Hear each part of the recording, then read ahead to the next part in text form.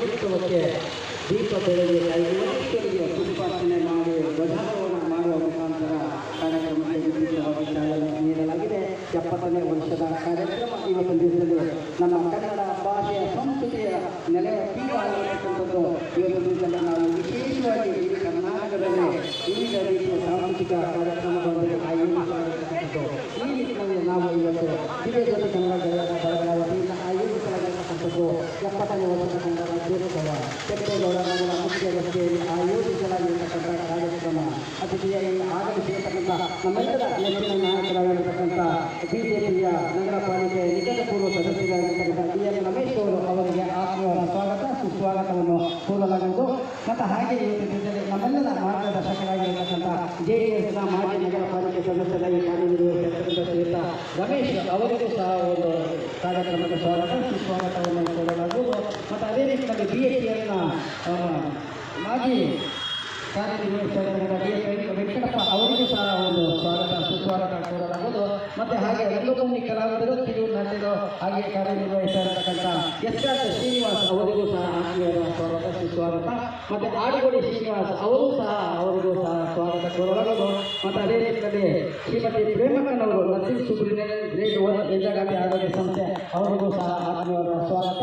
ಮತ್ತು ಶ್ರೀಯುತ ಮಲ್ಲಣ್ಣ ಅಸ್ಕಿ ಅವರಿಗೂ ಸಹ ಸ್ವಾಗತ ಕೋರಲಾಗುವುದು. ಮತ್ತು ಅದೇ ರೀತಿಯಲ್ಲಿ ಶ್ರೀಯುತ ಶಿವಲಿಂಗ ಸ್ವಾಮಿಗಳವರು ಸಾಹಿತ್ಯ ಸಿಬ್ಬಂದಿ ಸದಸ್ಯರು ಅವರಿಗೂ ಸಹ ಸ್ವಾಗತ ಕೋರಲಾಗುವುದು. ಮತ್ತು ಶ್ರೀಯುತ ರಾಮಕೃಷ್ಣ ಅವರ ಮಕ್ಕಳಾಗಿರ್ತಕ್ಕಂಥ ಅನಿಲ್ ರೆಡ್ಡಿ ಅವರಿಗೂ ಸಹ ಸ್ವಾಗತ.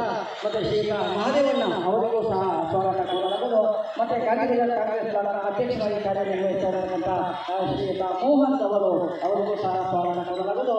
ಮತ್ತು ಬೆಂಗಳೂರು ನಗರ ದಕ್ಷಿಣ ಜಿಲ್ಲಾ ಕಾಂಗ್ರೆಸ್ನ ಪ್ರಧಾನ ಕಾರ್ಯದರ್ಶಿಯಾಗಿ ಕಾರ್ಯನಿರ್ವಹಿಸಿದ ಶ್ರೀಯುತ CS ಶ್ರೀನಿವಾಸ್ ಅವರಿಗೂ ಸಹ ಆತ್ಮೀಯವಾದ ಸ್ವಾಗತ ಕೋರಲಾಗುವುದು. ಮತ್ತು ಹಾಗೆ ಶ್ರೀಯುತ PS ಪ್ರಕಾಶ್ ಅವರಿಗೂ ಸಹ ಸ್ವಾಗತ ಕೋರಲಾಗುವುದು.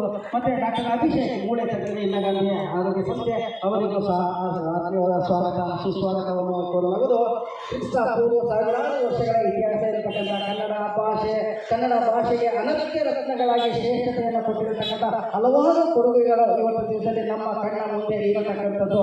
ಅದರಲ್ಲಿ ಕನ್ನಡದ ರಾಜಮನೆತನಗಳ ಕೊಡುಗೆ, ಶಿಲ್ಪಕಲಾ ಕೃತಿಗಳ ಕೊಡುಗೆ, ಮತ್ತೆ ಇವತ್ತು ದಿವಸದಲ್ಲಿ ಭಾಷೆ ಎಂದ ತಕ್ಷಣವೇ ಸರಿಸಾಟಿ ಇಲ್ಲದ ಭಾಷೆ, ವಿಶ್ವ ಲಿಪಿಗಳ ರಾಣಿ ಎಂದೆನಿಸಿಕೊಂಡಿರತಕ್ಕಂಥ ಈ ಭಾಷೆಯನ್ನು ನಾವು ಇವತ್ತು ದಿವಸದಲ್ಲಿ ಸ್ಮರಿಸಬೇಕಾಗಿರ್ತಕ್ಕಂಥದ್ದು. ಅದರಲ್ಲಿ ರನ್ನ, ಜನ್ನ, ಪೊನ್ನ, ಪಂಪ, ಅಡಿಯರ, ರಾಘವಾಂಕ, ಕುಮಾರವ್ಯಾಸ, ಅಮೋಘ ವರ್ಷ, ನೃಪತುಂಗ, ಬಸವಣ್ಣ, ಸರ್ವಜ್ಞ, ಮತ್ತು 8 ಜ್ಞಾನಪೀಠ ಪ್ರಶಸ್ತಿ ಮುಡಿಗೇರಿಸಿಕೊಂಡಿರ್ತಕ್ಕಂಥ ಮಹನೀಯರು, 2 ಸರಸ್ವತಿ ಸನ್ಮಾನ ಪ್ರಶಸ್ತಿ ಮುಡಿಗೇರಿಸಿಕೊಂಡಿರ್ತಕ್ಕಂಥದ್ದು, ಹಲವಾರು ಕೇಂದ್ರ ಸಾಹಿತ್ಯ ಅಕಾಡೆಮಿ ಪ್ರಶಸ್ತಿಯನ್ನು ಮುಡಿಗೇರಿಸಿಕೊಂಡಿರ್ತಕ್ಕಂಥದ್ದು. ಕನ್ನಡ ಸಾಹಿತ್ಯದಲ್ಲಿ ಸರಿಸಾಟಿ ಇಲ್ಲದ ಕೊಡುಗೆ ಎಂದರೆ ಅದು ನಾವು ಇವತ್ತಿನ ದಿವಸದಲ್ಲಿ ಸ್ಮರಿಸಬೇಕಾಗಿರ್ತಕ್ಕಂಥದ್ದು ಕುವೆಂಪು ಅವರ ಕೊಡುಗೆ. ವಿಶ್ವ ಶ್ರೇಷ್ಠ ಕಾದಂಬರಿಕಾರರ ಸಾಲಿನಲ್ಲಿ ಅನಗತ್ಯ ರತ್ನವಾಗಿ ಶಾಶ್ವತವಾಗಿ ಉಳಿದಿರತಕ್ಕಂಥ ಒಂದು ಹೆಸರು ಎಂದರೆ ಅದು ಕುವೆಂಪು ಅವರ ಹೆಸರು. ಅವರ ಒಂದು 100ನೇ ವರ್ಷದ ಹುಟ್ಟುಹಬ್ಬದಲ್ಲೂ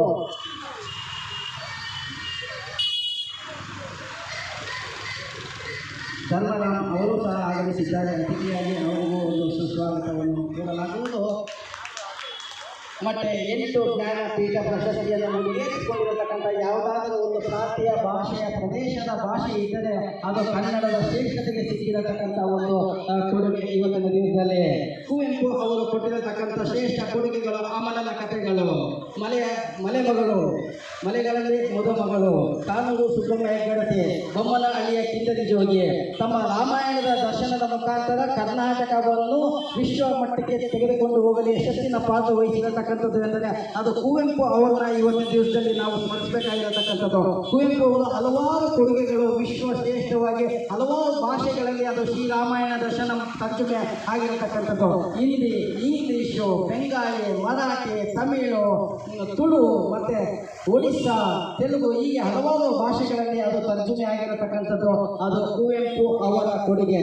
ರಸಋಷಿ, ಜಗದ ಕವಿ, ಯುಗದ ಕವಿ, ವಿಶ್ವ ಮಾನವ, ಎಲ್ಲಾದರೂ ಎಂತಾದರೂ ಎಂದೆಂದಿಗೂ ಈ ಕನ್ನಡವಾಗಿರು ಎಂಬ ಕನ್ನಡವೇ ಸತ್ಯ, ಕನ್ನಡವೇ ನಿತ್ಯ ಎಂಬಂತೆ ಇವತ್ತು ನಾವು ನೀವೆಲ್ಲ ಇವತ್ತಿನ ದಿವಸದಲ್ಲಿ ಶ್ರೇಷ್ಠತೆಯನ್ನು ಕಾಪಾಡಬೇಕಾದರೆ ಭೂತ ಕಾಲದಲ್ಲಿ ಕೊಟ್ಟಿರತಕ್ಕಂಥ ಕನ್ನಡ ಭಾಷೆ ಕೊಡುಗೆ ಇವತ್ತಿನ ದಿವಸದಲ್ಲಿ ದಿವಸದಲ್ಲಿ ವರ್ತಮಾನ ಕಾಲದಲ್ಲಿ ನಾವು ಇವತ್ತಿನ ದಿವಸದಲ್ಲಿ ನಿಜವಾಗಿಯೂ ಕನ್ನಡ ಮಾತನಾಡುವಲ್ಲಿ ನಾವು ಇವತ್ತಿನ ದಿವಸದಲ್ಲಿ ಬಡತನದಲ್ಲಿ ತೋರಿಸ್ತಾ ಇದ್ದೀವಿ. ಯಾಕೆ ನಾವು ಇವತ್ತಿನ ದಿವಸದಲ್ಲಿ ಬಡತನದಲ್ಲಿ ಇದ್ದೀವಿ ಅಂದರೆ ಇವತ್ತಿನ ದಿವಸದಲ್ಲಿ 2011ನೇ ಇಸ್ವಿಯಲ್ಲಿ ಭಾಷಾ ಗಣತಿಯ ಪ್ರಕಾರ ಬೆಂಗಳೂರಿನಲ್ಲಿ 40% ಭಾಷೆ ಕನ್ನಡಿಗರು ಮಾತನಾಡ್ತಾ ಇರತಕ್ಕಂಥದ್ದು. 60% ಅಂದರೆ ಬೇರೆ ಭಾಷಿಗರು ಅವರು ಆಹಾರಕ್ಕಾಗಿ ಮತ್ತೆ ಇಲ್ಲಿ ವ್ಯಾಪಾರ ವಹಿವಾಟಿಗಾಗಿ ಈ ಭಾಷೆಗೆ ಬಂದಿರತಕ್ಕಂಥದ್ದು. ಇವತ್ತು ಕರ್ನಾಟಕದಲ್ಲಿ ಇವತ್ತಿನ ದಿವಸದಲ್ಲಿ ಭಾಷೆಯ ಪ್ರಾತಿನಿಧ್ಯತೆ ಇವತ್ತಿನ ದಿವಸದಲ್ಲಿ ಹಿಡಿತದಲ್ಲಿ ಸಿಗ್ತಾ ಇಲ್ಲ. ಇವತ್ತಿನ ದಿವಸದಲ್ಲಿ ಹಿಡಿತದಲ್ಲಿ ಸಿಗಬೇಕು ಅಂದರೆ ನಾವು ನಮ್ಮನ್ನು ನಾವು ಪರಿವರ್ತನೆ ಮಾಡಿಕೊಳ್ಬೇಕಾಗಿರತಕ್ಕಂಥದ್ದು. ನಮ್ಮ ಭಾಷೆ ನಮ್ಮ ಹಕ್ಕು.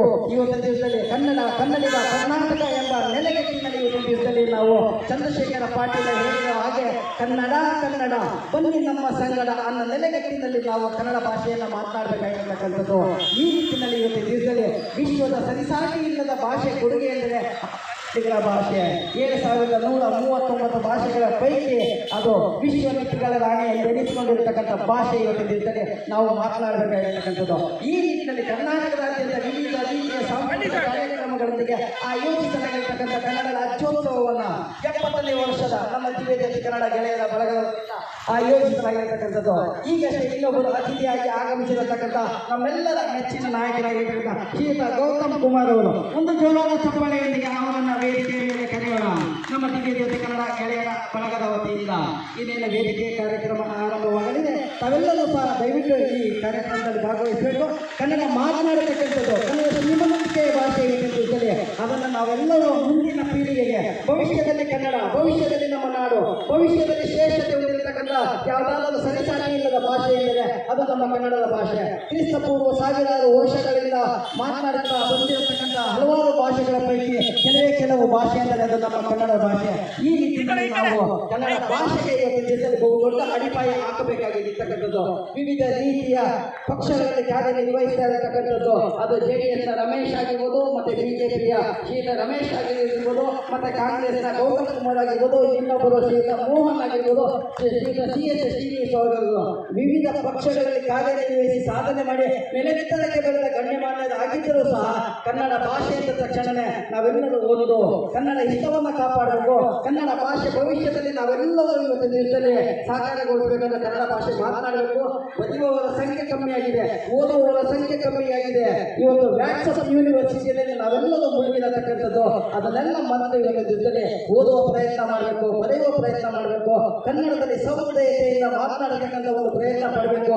ಈ ನಿಟ್ಟಿನಲ್ಲಿ ನಾವು ಇವತ್ತು 70ನೇ ವರ್ಷದ ದಿವ್ಯಜ್ಯೋತಿ ಕನ್ನಡ ಗೆಳೆಯರ ಬಳಗದ ವತಿಯಿಂದ ಆಯೋಜಿಸಲಾಗಿರತಕ್ಕಂಥ ಕನ್ನಡ ರಾಜ್ಯೋತ್ಸವಕ್ಕೆ ಇವತ್ತು ನಮ್ಮ ಈ ದಿವ್ಯಜ್ಯೋತಿ ಕನ್ನಡ ಗೆಳೆಯರ ಬಳಗದ ಸಂಸ್ಥಾಪಕ ಅಧ್ಯಕ್ಷರಾಗಿರ್ತಕ್ಕಂಥ ಶ್ರೀಯುತ S ಉಮೇಶ್ ಅವರು ಈ ಕಾರ್ಯಕ್ರಮ ಇಲ್ಲಿಯ ತನಕ ಯಶಸ್ವಿಯಾಗಿ ನಡೆದಿದ್ದರೆ ಅದು ಇವರ ಒಂದು ಕೊಡುಗೆ, ಇವರ ಒಂದು ಶ್ರೇಷ್ಠತೆ. ಕಳೆದ 41 ವರ್ಷಗಳಿಂದಲೂ ಸಹ ನಡೆದುಕೊಂಡು ಬಂದಿರತಕ್ಕಂಥ ಕನ್ನಡ ರಾಜ್ಯೋತ್ಸವ ಎಂದರೆ ಅದು ಈ ಪ್ರದೇಶದ ಒಂದು ದೊಡ್ಡ ಹೆಗ್ಗುರುತು. ಶ್ರೀಯುತ S ಉಮೇಶ್ ಅವರು ಒಂದು ಜೋರಾದ ಚಪ್ಪಾಳೆ ಶ್ರೀಯುತ S ಉಮೇಶ್ ಅವರಿಗೆ.